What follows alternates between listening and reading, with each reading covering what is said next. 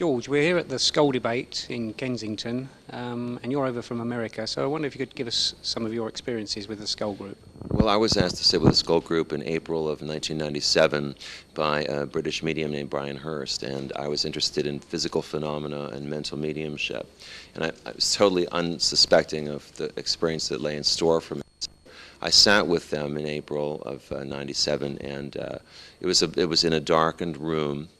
And the things that I saw and experienced there were things that I never have experienced before or since. I mean, just really remarkable things, including spirit lights that illuminated from out of nowhere, seemed to come from out of nowhere, moved all over the place. At one point, I held both of my hands out, and I asked with my mind for one of the lights to come towards me as if to test these mediums to see if this was for real. And one of the lights came flying over and touched the index finger of my right hand.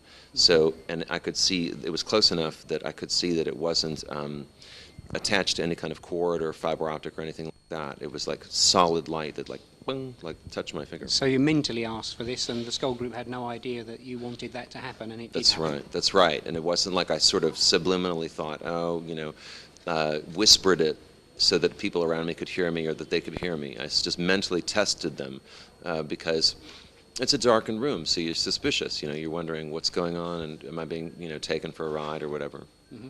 And I was very skeptical. I was very skeptical, and so I was convinced.